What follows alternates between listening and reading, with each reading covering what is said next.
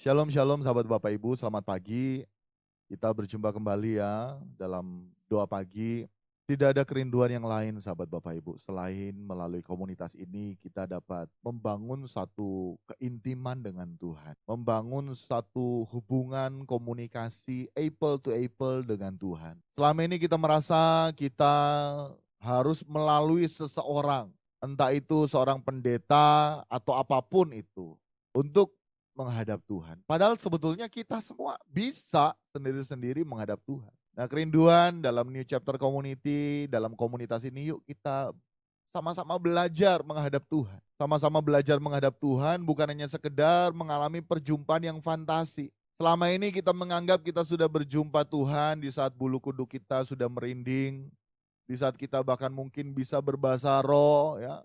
Dan semakin tinggi nada kita berbahasa roh, semakin kita dekat dengan Tuhan. Bukan tidak salah secara pemahaman yang masih dini seperti itu ya bisa silakan. Tetapi sebenarnya ukuran kita telah berjumpa dengan Tuhan. Sudahkah hidup kita dibaharui untuk menghampiri Tuhan ya? Untuk mau menghadap Tuhan, Tuhan itu mempersilahkan siapa saja datang kepada Tuhan. Mau kita seberdosa apapun ya, mau datang kepada Tuhan silahkan. Silahkan namanya mau datang kepada Tuhan ya. Silahkan. Tetapi sahabat Bapak Ibu, di saat kita yang berdosa sudah datang kepada Tuhan, seperti halnya Sakeus berjuang mencari Yesus, akhirnya dia mendapatkan Yesus. Dia merasa dirinya berdosa, tetapi dia berjuang menghampiri Yesus. Termasuk juga wanita yang mengalami pendarahan selama 12 tahun. Pada saat itu ya, berdasarkan tradisi saat itu, agamawi saat itu, tidak boleh seorang yang pendarahan kemudian datang menghampiri seorang rabi. Karena tidak usah datang menghampiri rabi. Siapapun yang berjumpa dengan dia, yang menyentuhnya juga ikut berdosa. Ini berbicara apa? Seorang perempuan yang pendarahan selama 12 tahun ini berbicara kepada kita semua ini tidak luput dari yang namanya dosa. Kita ini rusak. Saya rusak. Kita semua rusak dan kita harus menyadari bahwa kita semua ini rusak, sahabat Bapak Ibu. Tetapi Tuhan tidak menutup kemungkinan kepada kita semua yang rusak ini untuk datang kepada Tuhan. Kita semua ini rusak, sahabat Bapak Ibu. Tetapi Tuhan tidak menutup kemungkinan untuk kita semua datang kepada Tuhan. Dia menerima. Tetapi ingat, ini yang saya mau tekankan, di saat kita berjumpa dengan Yesus, kita harus mengalami yang namanya keubahan. Perhatikan Sakeus, di saat berjumpa dengan Yesus, dia mengalami pertobatan, dia mengalami keubahan yang bukan secara mistis, melainkan dia memilih untuk berubah. Dan kita bisa baca di dalam Alkitab, kisah mengenai Sakeus, bagaimana dia mengembalikan yang dia telah terima. Ada perubahan. Sekali lagi kita yang berdosa mau datang ke Tuhan silahkan, kita yang berzina, kita yang apa, mencuri, membunuh, silakan. Tetapi setelah kita datang kepada Tuhan, kalau kita mau tinggal di dalam Tuhan, kita harus lepaskan semua itu. Ya, kalau kita mau berjalan bersama Tuhan, kita harus menanggalkan semua itu. Dan sahabat Bapak Ibu, kita harus terus perkarakan diri kita di hadapan Tuhan. Jangan merasa kita sudah berada di dalam hadirat Tuhan, di saat kita sudah bisa menyanyikan lagu pujian dengan indah. Terus kalau orang-orang yang false memuji menyembah Tuhan bagaimana? Itu tidak menjadi ukuran. Yang menjadi ukuran tadi sahabat Bapak Ibu, sudahkah kita berubah? Yang namanya mengalami perjumpaan pribadi dengan Tuhan, kita sudah berubah atau tidak? Atau kita masih memperlakukan anak kita, suami kita, istri kita sama terus, bahkan lebih parah. Semakin hari semakin tidak harmonis hubungan keluarga. Ingat, pelayanan dimulai dari keluarga. Percuma, percuma kita beribadah, percuma kita melayani sebagai aktivis pendeta sekalipun. Tetapi kita tidak berubah. Yang menyebabkan pemicu perkelahian di dalam rumah tangga itu kita. Di gereja kita bisa melayani aktivis, tanda kutip sebagai pendeta. Tetapi di rumah apakah benar? Yang kita bawa di gereja, kita pula bawa di rumah. Nah ini sahabat Bapak Ibu. Kita belum mengalami perjumpaan pribadi dengan Tuhan. Banyak kita mengalami ya, mengambil ukuran, mengambil standar wajar hidup anak dunia.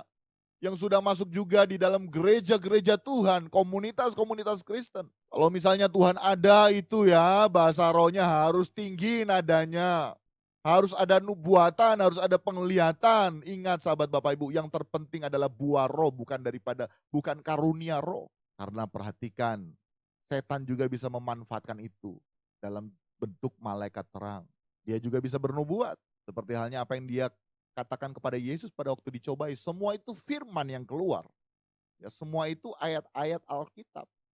Jadi jangan merasa ya kita sudah merasa tahu, sudah merasa puas. Ujung-ujungnya juga setelah kita beribadah kita selalu nuntut Tuhan. Seperti halnya lagu pertama, seringkali kita datang kepada Tuhan ya hanya karena sejuta keluhan. Kita datang ke istri kita datang ke suami hanya nuntut, nuntut, nuntut.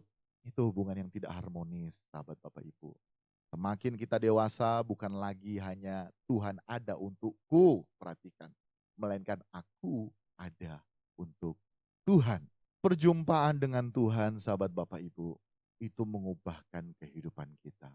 Perjumpaan dengan Tuhan, jadi ukuran standarnya orang berjumpa dengan Tuhan, yaitu hidupnya diubahkan. Dan melalui ini chapter community, saya rindu mau mengajak ya sahabat Bapak Ibu, kita mengalami perjumpaan dengan Tuhan. Dan apa yang tadi saya katakan, bukan orang lain, saya juga mengalami hal itu. Saya merasa bahwa di saat saya sudah bisa berbahasa roh dengan tinggi, di saat saya sudah menangis, ya terseduh-seduh, kemudian saya sudah berlutut, dan banyak hal yang saya lakukan. Semakin ke sini, sahabat Bapak Ibu, kita dapat menyadari bahwa, perhatikan, seringkali perasaan kita yang mempermainkan perasaan kita sendiri, sahabat Bapak Ibu. Kita merasa kita sudah di hadirat Tuhan, padahal belum tentu Tuhan menikmati. Belum tentu Tuhan menikmatinya. Simpelnya, sederhananya begini sahabat Bapak Ibu ya. Tuhan, Tuhan aku sudah bernubuat demi namamu, aku sudah mengadakan banyak mujizat demi namamu, aku sudah mengusir setan demi namamu. Kurang apa lagi sahabat Bapak Ibu? Tetapi ujung-ujungnya nyala engkau iblis. Engkau pembuat kejahatan, aku tidak mengenal engkau. Perhatikan sahabat Bapak Ibu. Perhatikan, ini harus kita serius. Ini harus kita serius. Ini harus kita serius sahabat Bapak Ibu. Ini terus yang terngiang-ngiang selalu saat saya menghampiri Tuhan. Tuhan jangan sampai Tuhan. Pikiranku menganggap aku sudah berjumpa dengan Engkau tapi ternyata belum Tuhan. Dan kembali lagi standar kita mengalami perjumpaan dengan Tuhan. Sekalipun seakan-akan Tuhan tidak dapat kita temui dalam artian sahabat Bapak Ibu. Mungkin kita mengalami doa yang flat. Tetapi ingat sahabat Bapak Ibu. Di saat kita mengalami perjumpaan dengan Tuhan. Setiap harinya hidup kita ini dibaharui. Setiap harinya hidup kita ini berubah.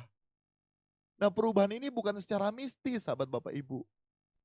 Melainkan perubahan ini ya dikerjakan oleh Tuhan melalui sarana, fasilitas berupa masalah, berupa peristiwa, berupa kejadian. Justru itu sahabat Bapak Ibu, setiap masalah yang kita hadapi selalu ada berkat kekal di dalamnya untuk mendewasakan kita. Untuk itu mari kita mau belajar berjumpa dengan Tuhan dan menemukan setiap berkat kekal melalui masalah yang kita hadapi. Manusia tidak akan pernah lepas dari namanya masalah, sahabat Bapak Ibu. Tetapi melalui masalah tersebut, mari kita mau mencari tahu Tuhan apa yang menjadi maumu, di bagian mana Tuhan yang aku belum dewasa, aku mau menjadi dewasa. Bukan belum apa-apa kita status, sahabat Bapak Ibu, perkataan kita wajib memberikan pertanggungjawaban nanti di saat kita mati. Perkataan kita, baik itu kata-kata kita yang kita tuangkan melalui media sosial, semua itu nanti akan kita pertanggungjawabkan sahabat Bapak Ibu. Mari sahabat Bapak Ibu, kita mau mengalami perjumpaan dengan Tuhan, amin. Perjumpaan dengan Tuhan yang mengubahkan kehidupan kita. Ingat sahabat Bapak Ibu, Tuhan menguji batin kita. Tuhan menguji batin kita sahabat Bapak Ibu. Nah tentunya batin kita ini akan nyata melalui karakter kita. Hati kita akan nyata melalui karakter kita. Sekali lagi ya, saya terus mengulang supaya kita jelas bahwa melalui komunitas ini kita rindu, sama-sama merindukan Tuhan untuk dapat mengubahkan kehidupan kita. Jangan cukup puas di saat kita mengalami hadirat Tuhan yang menurut pikiran, menurut perasaan kita dipuaskan dengan kita ya, menangis termehek-mehek ya, dalam alunan yang begitu dalam. Tetapi sahabat Bapak Ibu, kita hanya mengalami Tuhan yang fantastis. Kenapa? Outputnya sekali lagi. Di saat kita benar-benar mengalami perjumpaan dengan Tuhan, karakter kita diubahkan. Kita mau berubah. Dan mari kita menghampiri Tuhan, sahabat Bapak Ibu, tidak ada agenda pribadi. Benar-benar kita mau mencari Tuhan, bukan karena cari berkat, mukjizat dan semua itu lahiriah. Di saat kita belum mengenal Tuhan, iya, Tuhan nyatakan itu sebagai tanda. Dan berkat dan mujizat itu adalah tanda terhadap orang-orang yang tidak percaya supaya menjadi percaya. Setelahnya, ini hampir sama dengan semua orang boleh datang kepada Yesus. Berdosa sekalipun, pembunuh, pezina sekalipun. Bisa datang kepada Yesus. Tetapi ingat, di saat kita menjumpai Yesus, dan kita mau berkomitmen untuk tinggal di dalam Yesus.